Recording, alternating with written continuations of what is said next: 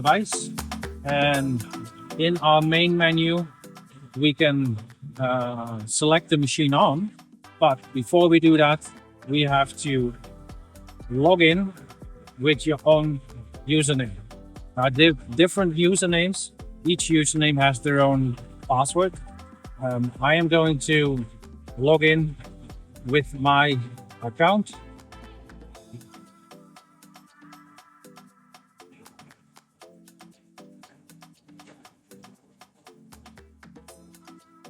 And now I can go to my system menu, service menu, IO test.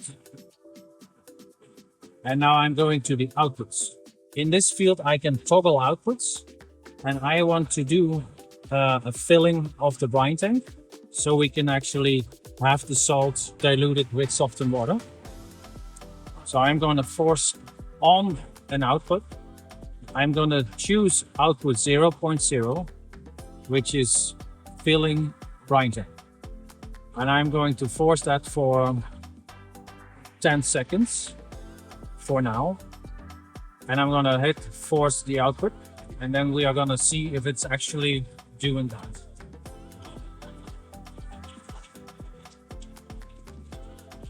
So now I know that our float in the brine tank has been installed properly, and I know that my tubing is installed properly as well.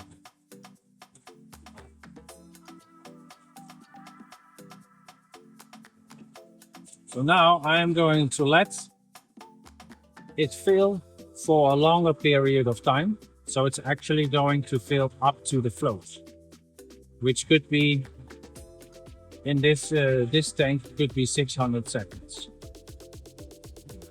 And I'll force it. At any time during this force output, we can stop that output. And now the valve is closing again. Now, when I know that my brine tank is full with softened water, I can now start filling the device itself. And there is a nice menu for that. In the service menu, we have an option called Fill Hypercell. I'm going to confirm that. And now we are going to fill with brine and with softened water the hypercell. And if we zoom in a little bit on the screen, I can actually see over here my flow going into the cell, and I see that my brine pump is dosing at almost 80% as well. So we are going to look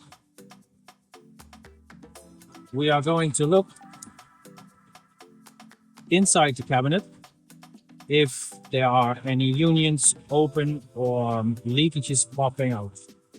If that is all fine, we just follow the water stream going into the hypercell, into the second hypercell, and then into the degasser tank.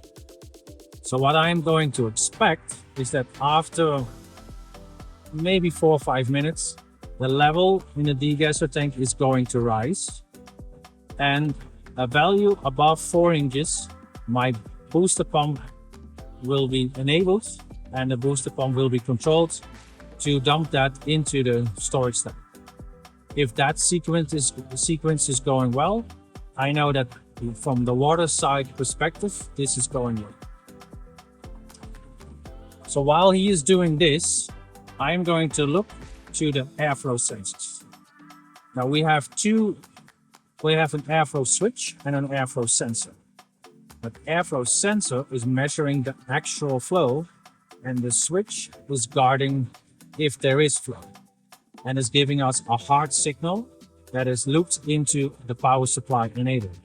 So if the switch is not made at the wrong position, it'll stop the power supply directly.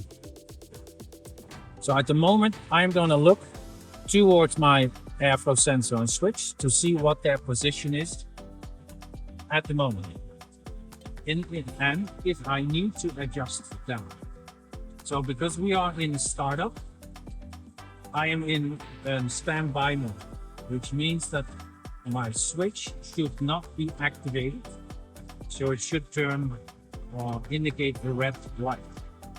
The switch is the top sensor, and the actual analog sensor is the bottom one. So the bottom one should indicate the green light and the top one the red light.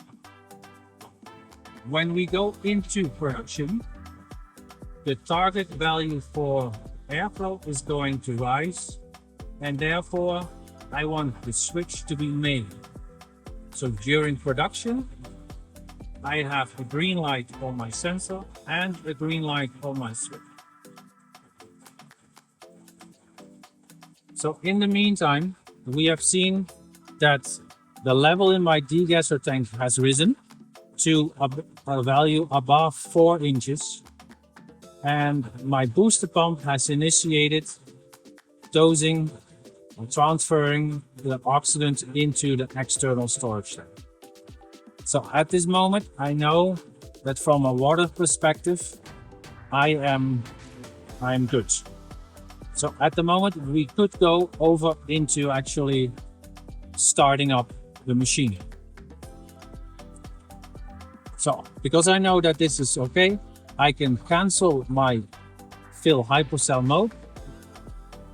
I want to go back to my home screen, and now I can press OSG on off.